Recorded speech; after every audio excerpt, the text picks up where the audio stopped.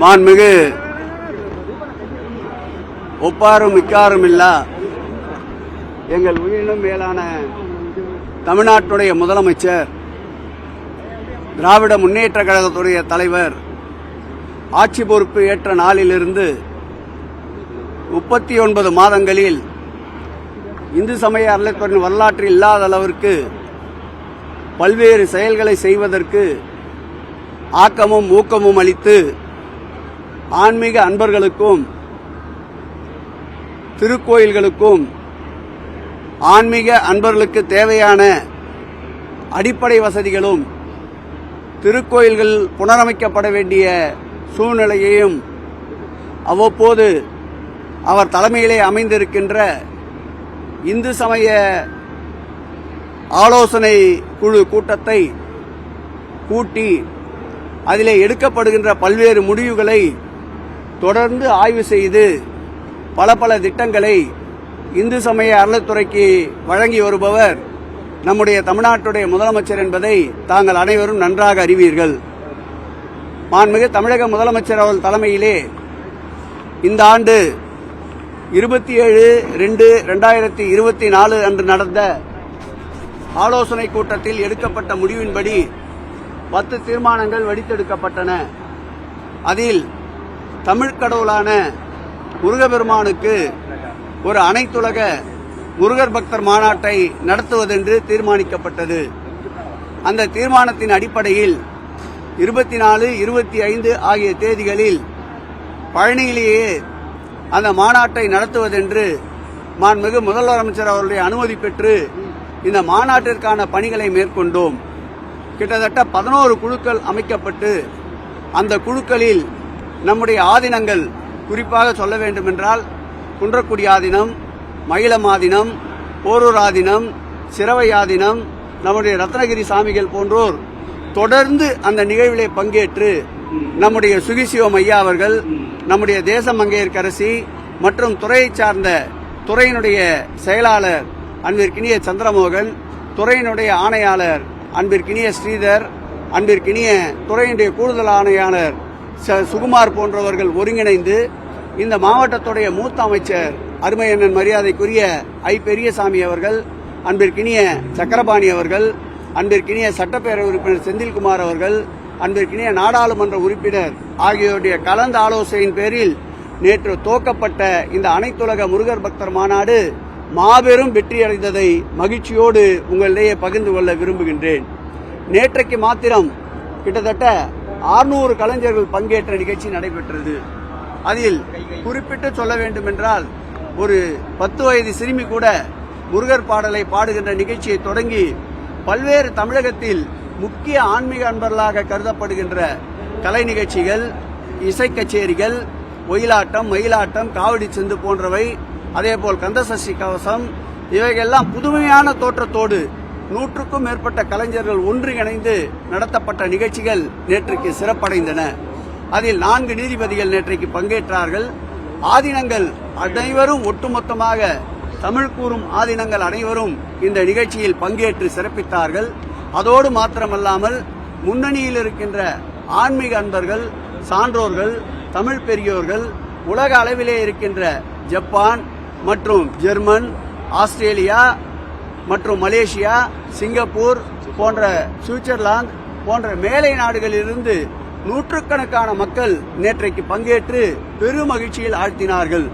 இந்த மாநாட்டை மாண்புமிகு தமிழக முதல்வர் அவர்கள் தொடங்கி வைக்கின்ற போது காணொலி காட்சியிலே அவர் கூறிய வார்த்தை எல்லோருக்கும் எல்லாம் என்ற வார்த்தை. அந்த வகையிலே இந்த மாநாடு சிறப்படைய நேற்றைக்கு தொடக்க உரையாற்றி தொடங்கி வைத்தது முதல் சுற்றிலேயே பெரும் மகிழ்ச்சியும் வெற்றியும் ஏற்படுத்திய இந்த மாநாடு தொடர்ந்து மகிழ்ச்சியை நோக்கி, வெற்றியை நோக்கி சென்று கொண்டே இருக்கின்றது. நாங்கள் திட்டமிட்டது ஒரு 20,000 - 25,000 பேர் வருவார்கள் என்று திட்டமிட்டிருந்தோம். ஆனால் நேற்றைக்கு லட்சக்கணக்கான மக்கள் இந்த மாநாட்டிலே கூடியது முருகருக்கு தமிழ்நாடு அரசு, மாண்புமிகு தமிழக முதல்வர் அவர்கள் எடுக்கின்ற இந்த மாநாட்டை அனைத்து தரப்பு மக்களும் ஏற்றுக்கொண்டார்கள் என்பது கூடிய கூட்டத்திலிருந்து விளக்கமாக தெரிய வந்துள்ளது. இந்த மாநாட்டை பொறுத்தளவில் 3D கண்காட்சி ஒன்று, ஒரு பாட்டு வடிவமைத்து நம்முடைய டைரக்டர் பா விஜய் அவர்களால் ஒருங்கிணைக்கப்பட்டிருக்கின்றது. ஒரே நேரத்தில் 200 பேர் அரங்கத்தில் உட்கார்ந்து பார்க்கின்ற அளவிற்கு வசதி ஏற்படுத்தப்பட்டிருக்கின்றது. அதோடு VR என்ற சொல்லப்படுகின்ற விர்ச்சுவல் ரியாலிட்டியில் 100 பேர் ஒரே நேரத்தில் உட்கார்ந்து அறுபடை முருகரையும் நேரடியாக தரிசிக்கின்ற ஒரு நல்ல ஒரு சூழ்நிலையை உருவாக்கி தந்திருக்கின்றோம். அதோடு மட்டுமல்லாமல் ஒரு மிகப்பெரிய கண்காட்சி 160 புகைப்படங்களோடு பெரிய அளவிலே புகைப்படங்களை பொருத்தி பல்வேறு முருகர் தலங்கள் மலேசியா போன்ற வெளிநாடுகளே இருக்கின்ற முருகர் தலங்களையும் அங்கே காட்சிக்கு வைத்து அவருடைய வரலாற்றுகளை விளக்குகின்ற வகையில் தொன்மையாக பிரசுரிக்கப்பட்டிருக்கின்றது. அதேபோல் புத்தக கண்காட்சி, புத்தக விற்பனை நிலையம் இன்று 2 நாட்கள் சேலாகின்ற விற்பனைக்கு உள்ளாகின்ற புத்தகங்கள் 20% கூடுதலாக 20% தள்ளுபடி செய்து அந்த புத்தகங்கள் விற்பனைக்கு உள்ளன. நேற்றைக்கு மாத்திரம் 50,000 பக்தர்களுக்கு கட்டணம் இல்லாமல் பிரசாதம் வழங்கப்பட்டிருக்கின்றது. அதேபோல் நேற்று ஒரு நாள் மாத்திரம் காலை, மதியம், இரவு என்று பிரித்து பார்த்தால் 1.25 லட்சம் பக்தர்கள் நேற்று ஒரு நாள் மாத்திரம் உணவருந்திருக்கின்றார்கள். இன்றைக்கு நடைபெறுகின்ற நிகழ்ச்சியில் 2 நீதியரசர்கள் நம்முடைய அனைத்து தமிழகத்தில் உள்ள ஆதீனங்கள், அதோடு மட்டுமில்லாமல் சான்றோர் பெருமக்கள், 20க்கும் மேற்பட்ட நிகழ்ச்சிகள் என்று கிட்டத்தட்ட 500க்கும் மேற்பட்டவர்கள் இன்றைக்கு பங்கேற்க இருக்கின்றார்கள். மாண்புமிகு முதலமைச்சர் அவர்கள் அனுமதியோடு வடித்தெடுக்கப்பட்டிருக்கின்ற 16 தீர்மானங்கள், சிறப்பு வாய்ந்த தீர்மானங்கள் இன்றைக்கு மாநாட்டிலே நிறைவேற்றப்பட இருக்கின்றன. எப்பொழுதும் போல் நேற்றைக்கு போல் இன்றைக்கும் இந்த மாநாடு முழு அளவு வெற்றி பெறும். இந்த அனைத்துலக முருகன் மாநாடு மாண்புமிகு தமிழக முதல்வர் அவர்கள் கையில் எடுத்த மாநாடு. அவர் தொட்டதெல்லாம் துலங்கும், அவர் கண்பட்டதெல்லாம் மலரும் என்பதை போல் இந்த மாநாடும் வெற்றியடையும். எங்கு பார்த்தாலும் நம்முடைய மதுரை பழனியை சுற்றி அரோகரா கோஷம்தான் கேட்டுக்கொண்டிருக்கின்றது. கண்காட்சியை பொறுத்தளவில் பக்தர்களுடைய கோரிக்கை, நம்முடைய மாவட்ட அமைச்சர், நம்முடைய சட்டமன்ற உறுப்பினர் ஆகியோருடைய கோரிக்கைக்கு இணங்க 5 நாட்கள் கண்காட்சி VR மற்றும் நம்முடைய 3D கண்காட்சி அனைத்தும் 5 நாட்கள் நீடிக்கப்படுகிறது என்பதை மகிழ்ச்சியோடு தெரிவித்துக் கொள்கிறோம்.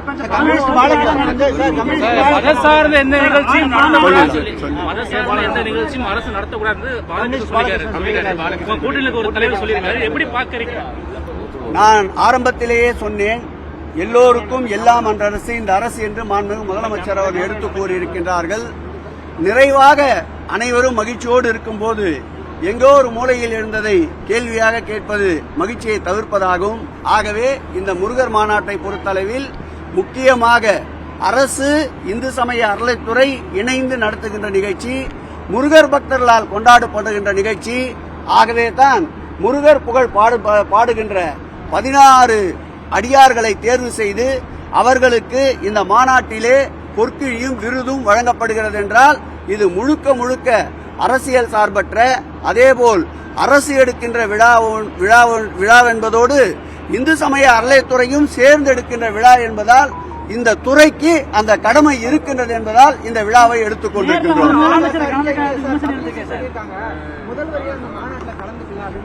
முதல்வருடைய பணி நிமித்தம் முதல்வருடைய அன்றாடம் இருக்கின்ற பல்வேறு திட்டமிட்ட பணிகள் தொடர்ச்சியாக இருந்தாலும் இந்த மாநாட்டிற்கென்று நேரத்தை ஒதுக்கி காணொலியிலே வந்ததை வரவேற்பதுதான் ஊடகங்களுடைய கடமை.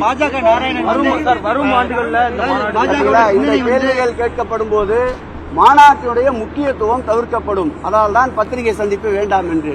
மாநாட்டை முழுவதுமாக மகிழ்ச்சியோடு பிரசிப்பதற்குண்டான சூழ்நிலையை நடவடிக்கையை எடுங்கள். இந்த அர்த்தமற்ற கேள்விகளுக்குத்தான் அர்த்தமற்ற பதில்கள் தான் வரும். அதுதான் முன்னோக்கி செல்லுமே தவிர மாநாடு பின்னோக்கி செல்வதற்கு தயவு செய்து ஊடகத்தவர் காரணமாக அமையாதீர்கள். நன்றி.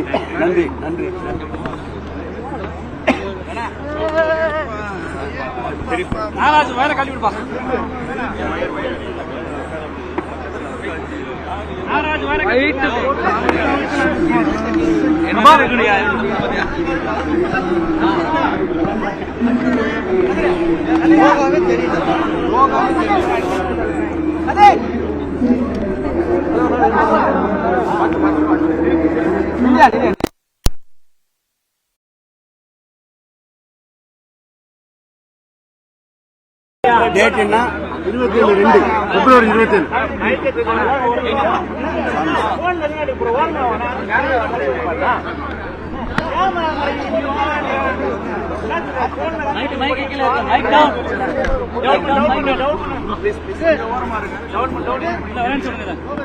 தம்பி ஆதீனங்கள் தெரிஞ்சாதான் கவரேஜ்.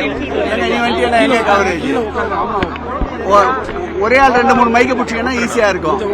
அதை கோஆபரேட் பண்ணுங்க. ஆதீனம் தெரிஞ்சாதானே கவரேஜ்.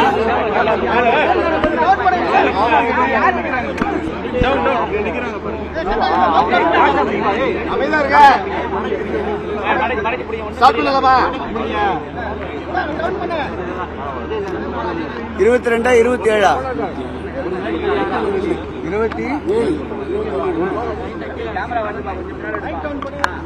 போலாமா?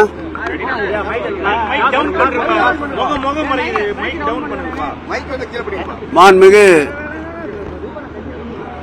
ஒப்பாரும் மிக்காரும் இல்லா எங்கள் உயிரினும் மேலான தமிழ்நாட்டுடைய முதலமைச்சர், திராவிட முன்னேற்ற கழகத்துடைய தலைவர் ஆட்சி பொறுப்பு ஏற்ற நாளிலிருந்து 39 மாதங்களில் இந்து சமய அறநிலையத்துறையின் வரலாற்றில் இல்லாத அளவிற்கு பல்வேறு செயல்களை செய்வதற்கு ஆக்கமும் ஊக்கமும் அளித்து ஆன்மீக அன்பர்களுக்கும்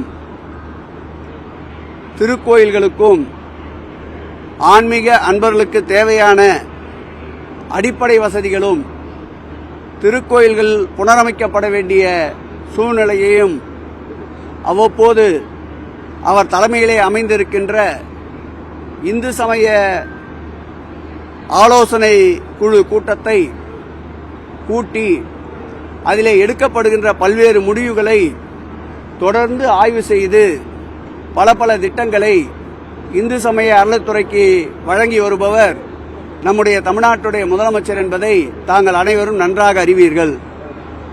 மாண்புமிகு தமிழக முதலமைச்சர் அவர்கள் தலைமையிலே இந்த ஆண்டு 27/2/2024 அன்று நடந்த ஆலோசனை கூட்டத்தில் எடுக்கப்பட்ட முடிவின்படி 10 தீர்மானங்கள் வடித்தெடுக்கப்பட்டன. அதில் தமிழ் கடவுளான முருகப்பெருமானுக்கு ஒரு அனைத்துலக முருகர் பக்தர் மாநாட்டை நடத்துவதென்று தீர்மானிக்கப்பட்டது. அந்த தீர்மானத்தின் அடிப்படையில் 24, 25 ஆகிய தேதிகளில் பழனியிலேயே அந்த மாநாட்டை நடத்துவதென்று மாண்புமிகு முதலமைச்சர் அவருடைய அனுமதி பெற்று இந்த மாநாட்டிற்கான பணிகளை மேற்கொண்டோம்.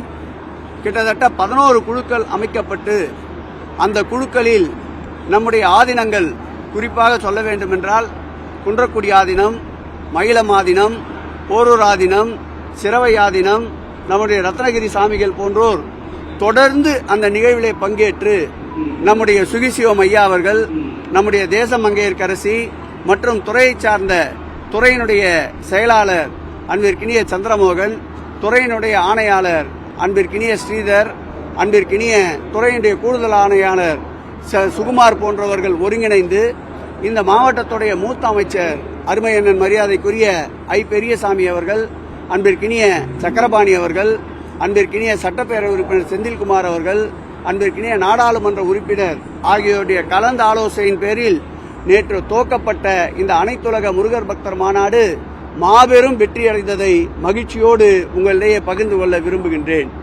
நேற்றைக்கு மாத்திரம் கிட்டத்தட்ட 600 கலைஞர்கள் பங்கேற்ற நிகழ்ச்சி நடைபெற்றது. அதில் குறிப்பிட்டு சொல்ல வேண்டுமென்றால் ஒரு 10 வயது சிறுமி கூட முருகர் பாடலை பாடுகின்ற நிகழ்ச்சியை தொடங்கி பல்வேறு தமிழகத்தில் முக்கிய ஆன்மீக அன்பர்களாக கருதப்படுகின்ற கலை நிகழ்ச்சிகள், இசை கச்சேரிகள், ஒயிலாட்டம், மயிலாட்டம், காவடி சிந்து போன்றவை, அதேபோல் கந்தசஷ்டி கவசம், இவைகள்லாம் புதுமையான தோற்றத்தோடு 100க்கும் மேற்பட்ட கலைஞர்கள் ஒன்றிணைந்து நடத்தப்பட்ட நிகழ்ச்சிகள் நேற்றைக்கு சிறப்படைந்தன. அதில் 4 நீதிபதிகள் நேற்றைக்கு பங்கேற்றார்கள். ஆதீனங்கள் அனைவரும் ஒட்டுமொத்தமாக தமிழ் கூறும் ஆதீனங்கள் அனைவரும் இந்த நிகழ்ச்சியில் பங்கேற்று சிறப்பித்தார்கள். அதோடு மாத்திரமல்லாமல் முன்னணியில் இருக்கின்ற ஆன்மீக அன்பர்கள், சான்றோர்கள், தமிழ் பெரியோர்கள், உலக அளவிலே இருக்கின்ற ஜப்பான் மற்றும் ஜெர்மன், ஆஸ்திரேலியா மற்றும் மலேசியா, சிங்கப்பூர் போன்ற சுவிட்சர்லாந்து போன்ற மேலை நாடுகளிலிருந்து நூற்றுக்கணக்கான மக்கள் நேற்றைக்கு பங்கேற்று பெரும் மகிழ்ச்சியில் ஆழ்த்தினார்கள். இந்த மாநாட்டை மாண்புமிகு தமிழக முதல்வர் அவர்கள் தொடங்கி வைக்கின்ற போது காணொலி காட்சியிலே அவர் கூறிய வார்த்தை எல்லோருக்கும் எல்லாம் என்ற வார்த்தை. அந்த வகையிலே இந்த மாநாடு சிறப்படைய மாண்புமிகு தமிழக முதல்வர் அவர்கள் நேற்றைக்கு தொடக்க உரையாற்றி தொடங்கி வைத்தது முதல் சுற்றிலேயே பெரும் மகிழ்ச்சியும் வெற்றியும் ஏற்படுத்திய இந்த மாநாடு தொடர்ந்து மகிழ்ச்சியை நோக்கி வெற்றியை நோக்கி சென்று கொண்டே இருக்கின்றது. நாங்கள் திட்டமிட்டது ஒரு 20,000 25,000 பேர் வருவார்கள் என்று திட்டமிட்டிருந்தோம். ஆனால் நேற்றைக்கு லட்சக்கணக்கான மக்கள் இந்த மாநாட்டிலே கூடியது முருகருக்கு தமிழ்நாடு அரசு மாண்புமிகு தமிழக முதல்வர் அவர்கள் எடுக்கின்ற இந்த மாநாட்டை அனைத்து தரப்பு மக்களும் ஏற்றுக்கொண்டார்கள் என்பது கூடிய கூட்டத்திலிருந்து விளக்கமாக தெரிய வந்துள்ளது. இந்த மாநாட்டை பொறுத்தளவில் 3D கண்காட்சி ஒன்று ஒரு பாட்டு வடிவமைத்து நம்முடைய டைரக்டர் பா விஜய் அவர்களால் ஒருங்கிணைக்கப்பட்டிருக்கின்றது. ஒரே நேரத்தில் 200 பேர் அரங்கத்தில் உட்கார்ந்து பார்க்கின்ற அளவிற்கு வசதி ஏற்படுத்தப்பட்டிருக்கின்றது.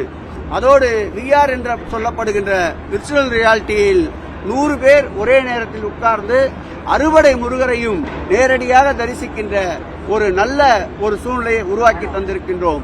அதோடு மட்டுமில்லாமல் ஒரு மிகப்பெரிய கண்காட்சி 160 புகைப்படங்களோடு பெரிய அளவிலே புகைப்படங்களை பொருத்தி பல்வேறு முருகர் தலங்கள் மலேசியா போன்ற வெளிநாடுகளே இருக்கின்ற முருகர் தலங்களையும் அங்கே காட்சிக்கு வைத்து அவருடைய வரலாற்றுகளை விளக்குகின்ற வகையில் தொன்மையாக பிரசுரிக்கப்பட்டிருக்கின்றது.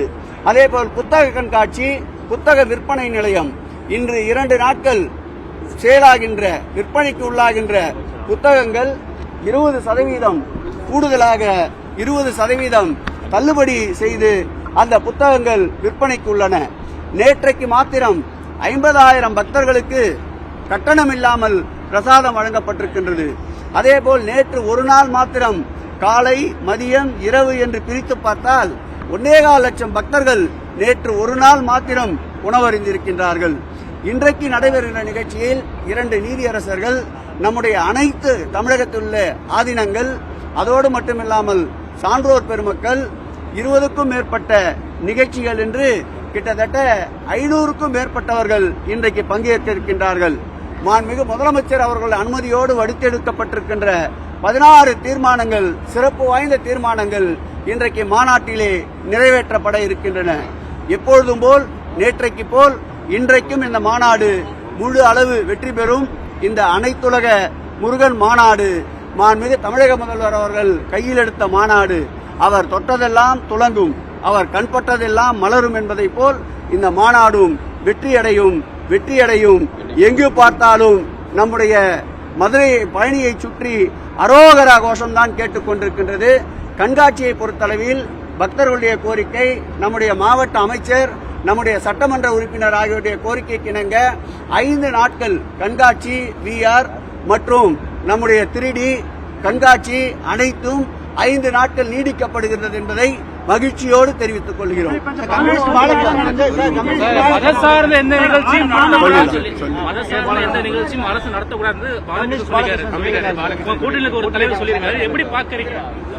நான் ஆரம்பத்திலேயே சொன்னேன், எல்லோருக்கும் எல்லாம் என்ற அரசு இந்த அரசு என்று மாண்புமிகு முதலமைச்சர் அவர்கள் எடுத்து கூறியிருக்கின்றார்கள். நிறைவாக அனைவரும் மகிழ்ச்சியோடு இருக்கும் போது எங்கோ ஒரு மூலையில் இருந்ததை கேள்வியாக கேட்பது மகிழ்ச்சியை தவிர்ப்பதாகும். ஆகவே இந்த முருகர் மாநாட்டை பொறுத்தளவில் முக்கியமாக அரசு, இந்து சமய அறநிலைத்துறை இணைந்து நடத்துகின்ற நிகழ்ச்சி, முருகர் பக்தர்களால் கொண்டாடப்படுகின்ற நிகழ்ச்சி. ஆகவே தான் முருகர் புகழ் பாடுகின்ற 16 அடியார்களை தேர்வு செய்து அவர்களுக்கு இந்த மாநாட்டிலே பொற்கிழியும் விருதும் வழங்கப்படுகிறது என்றால் இது முழுக்க அரசியல் சார்பற்ற, அதேபோல் அரசு எடுக்கின்ற விழா என்பதோடு இந்து சமய அறநிலைத்துறையும் சேர்ந்து எடுக்கின்ற விழா என்பதால் இந்த துறைக்கு அந்த கடமை இருக்கின்றது என்பதால் இந்த விழாவை எடுத்துக் கொண்டிருக்கின்றோம்.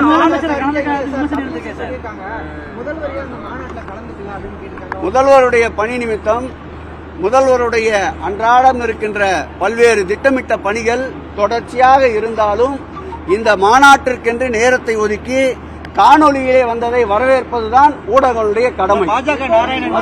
வரும் ஆண்டுகளில் இந்த கேள்விகள் கேட்கப்படும் போது மாநாட்டினுடைய முக்கியத்துவம் தவிர்க்கப்படும். அதனால் தான் பத்திரிகை சந்திப்பு வேண்டாம் என்று.